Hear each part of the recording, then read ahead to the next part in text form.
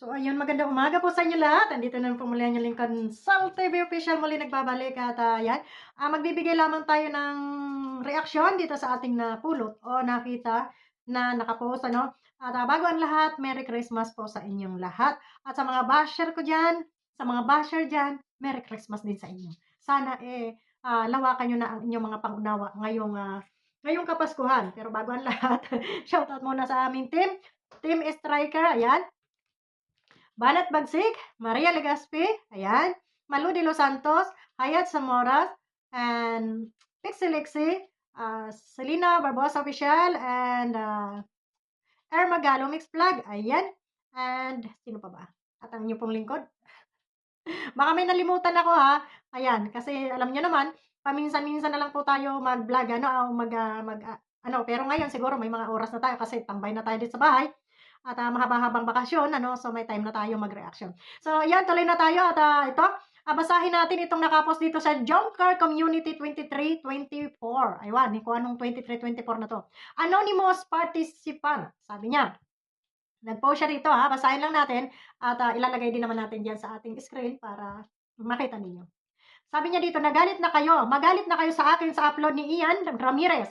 May sinabi si Carla na may pinagsabihan siya ng problema niya pero hindi pinapansin at binabaliwala niya.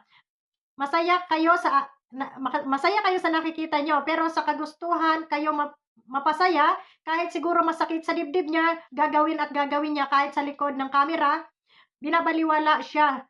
Problema niya, sinasabi niya, share niya doon sa visit na sinabihan niya na hindi niya binibigyan ng halaga. Yan. Panoorin niyo vlog ni Ian kung gaano kalungkot sa huling part si Carla. Sa akin lang, ito si Jomar, ang iniisip ko na sinabihan niya na hindi pinapakinggan.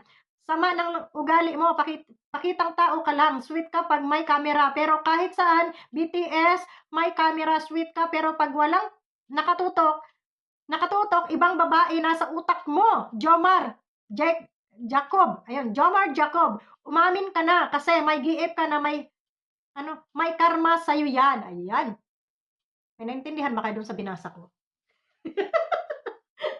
Mga kababayan, may naintindihan ba kayo sa binasa ko? Parang kahit ako naguluhan dito, no? Ang sabi kasi dito, ang binabas niya dito ay si Jomar. Na si Jomar daw ang pinagsasabihan ni Carla ng mga problema niya pero binabaliwala lang daw ni Jomar, no? At galit na galit siya dito kay Jomar kasi sabi niya, sweet ka pag may camera pero pag wala, yon. Sweet ka pag may camera pero kahit saan BTS may camera, sweet ka pero pag walang nakatutok, ibang babae ang nasa utak mo. Ha? Jomar, Jacob, umamin ka na kasing may giip ka na. Ito yung sasagutin natin mga kababayan. No, ito yung ating bibigyan ng reaksyon. Mga kababayan, no, mga marites. Kayo na may sabi, sweet kapag nasa harap ng camera. Ano ba yung pinag-uusapan natin dito? 'Di ba ito ay isang love team lamang sa harap ng camera. May pinirmahan ba ditong kontrata si Jomar na bawal siyang mag-iip ng iba? At kung hindi, yun lamang kanyang kapartner? So dito nalilimutan itong mga basher na ito o itong mga panatikong na to, ito hindi na panatik, kapulpulan na to no? Nalilimutan nyo na itong si Jomar may sariling buhay. Itong si Carla may sariling buhay. Ang obligasyon lamang nila ay pasayahin kayo sa harap ng camera. Pero hindi kasama doon yung kanilang mga personal love life. Hindi kasama dito yung mga personal nilang buhay. Hindi ko mo kayo nag-i-sponsor kayo o sponsor ka man, lahat ng kagustuhan mo ay susundin na ng mga batang ito. Ngayon, umamin man si Jomar at sa hindi, wala ka ng problema doon. Kung may jowa man siyang iba, private property o private life niya yun. Private property na pati.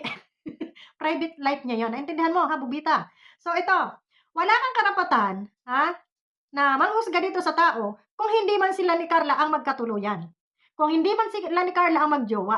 Dahil ang sabi nga, ito'y love team lamang. Love team lamang, naiintindihan nyo ba kung ano yung ibig sabihin ng love team? Love team. Hindi mag-asawa, hindi magjowa, magka-love team sila sa harap ng camera.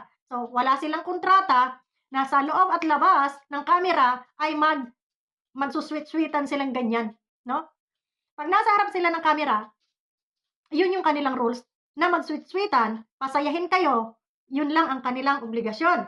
Maliban doon, pag wala ng kamera, sarili ng buhay nila ang kanilang haharapin. May sarili silang buhay at hindi nyo sila mapipigilan kung ano man at sino man ang gustuhin nila. Umamin man sila sa hindi, ay wala kayong karapatan, husgahan at panghimasukan ang personal nilang buhay. Dahil kayo ay mga manonood lamang at isa ring commentator or supporter na katulad ko. So, ipinapaliwanag ko lang sa inyo kasi mukhang dito eh masyadong OA masyado kayo, no? Personal ng tao yung pinapakialaman ninyo. Kung kayo man ay sponsor, hanggang sponsor lamang kayo. Ha? Wala kayong karapatang utusan itong mga ito na kung ano ang gusto nilang gawin sa buhay nila. Kung hindi man masaya si Carla at siya ay may problema o siya halimbawa, ganito ha, bibigyan ko kayo ng halimbawa. Kung hindi man kung si Carla ay mayroong gusto dito kay Jomar at si Jomar naman ay mayroong ibang babae, siguro naman alam ni Carla kung nasaan ang boundary niya. Di ba? Siguro alam niya ang boundary niya kung saan lamang hanggan. Hanggang dyan lang tayo, hanggang camera lang tayo, wala nang iba pa. No? So sana dito sa mga viewers na to ay maunawaan ninyo ang side nila sa likod ng camera. Hindi nila obligasyon na hanggang sa pagtulog nila ay sila'y magkaswitan. Hindi nila obligasyon na hanggang sa pagtulog nila ay sila'y magkayakapan at hindi oras-oras ay laman ng isipan ni Jomar itong si Carla. No? Kung siya man ay may sariling jowa o may jowa siya, yun ang kanyang iisipin, yung kanyang hinaharap na buhay. Dahil itong kay Carla at kay Jomar, ito ay hanggang love team lamang. Intindi ha? Hanggang love team lamang sa harap ng camera na kayo ay mapasaya. Maliban doon, wag na kayo mag-expect ng kung ano pa. Ang hirap kasi sa inyo, nakita nyo lang magka-sweet. Nakita nyo lang nagngingit at matamis yung kanila mga ipinapakita dyan sa harap ng camera. Gusto nyo magka-baby na? Gusto nyo sila na? Gusto nyo mag-asawa na sila? Tapos, pag hindi nasunod yung gusto nyo, magagalit kayo ay mga buwakang ng ina. No? Mali yung ginagawa ninyong iyan, ha? Mag-enjoy na lang kayo. Malaki talaga yung ilong ko sa inyo. Mag-enjoy na lang kayo kung ano yung napapanood ninyo. Huwag nyong manduhan ang tao. At hindi nila obligasyon, yung personal nilang buhay, pati iyon ay ukil-kilin pa ninyo at panghimasukan ninyo. Diba? Hindi ninyo sila nabili. Kung mga sponsor man kayo, hindi nyo sila nabili. Kusa kayong tumulong sa kanya, hindi naman kayo hiningan ng mga ito, no? Doon sa mga sponsor ha, kung mga sponsor man itong mga ito.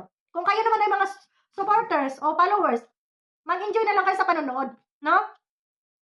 At huwag niyong piliting umamin, ito si Jomar, na siya ay may GF. Ha? Dahil yun na nga eh, tinatago na nga iya yung GF niya, gusto niyo o kilkilin pa rin. Bakit? Gusto niyo talaga ng sakit. O di ba ngayon nga nasasaktan kayo na sinasabi ninyo na malungkot si Carla dahil may ibang jowa itong si Jomar. O bakit pa ni Jomar aaminin sa inyo? Hindi niya obligasyon aminin sa inyo. Ha? Personal niyang buhay yun. Kahit magulang niya, kahit sino, walang karapatang mangialam sa kanyang personal life. Lalo na pag sa love life. Walang sino man ang pwedeng makialam dyan kahit magulang pa niya, siya lang. Ha? Ngayon, kung naaanuhan kayo dahil hindi nasusunod yung mga gusto nyo, yung na gusto nyo, araw-gabi silang mag-classmate nito ni Carla, tigilan nyo yung panunood para hindi kayo mangsumisyon ng hindi kayo comment ng comment at post kayo ng post ng mga ganito katarantaduhan to mga comment nyo, katarantaduhan to mga post nyo. Alalahanin nyo, love team lamang yan, pakita lamang sa camera, sa harap, kayo na may sabi, ha? Na pag nasa likod ng camera, hindi siya sweet doon kay Carla. Bakit? Nandun ba kayo? Nakasunod ba kayo lagi sa kanila? Nakabuntot ba kayo lagi? Yung buhay nyo ba, dito lang ba umiikot sa love team na ito? At halos lahat ng loob-looban ng kanilang mga bito kay gusto nyo ng uriratin? Ha? Bigyan nyo naman ng privacy yung mga tao. Pinapasahin na nga kayo sa inyong panunood, mga demanding pa kayo. So, yun lamang. Merry Christmas sa inyong lahat. Ha? God bless, wag OA. Ha? Walang karapatan kayong magpaamin kay Jomar o kahit kaninong, personal nilang buhayan. Kahit kay Carla, ha? Wala kayong karapatan. Personal nila yun. Manood na lang kayo at mag-enjoy. Yun lamang. Maraming salamat and Merry Christmas.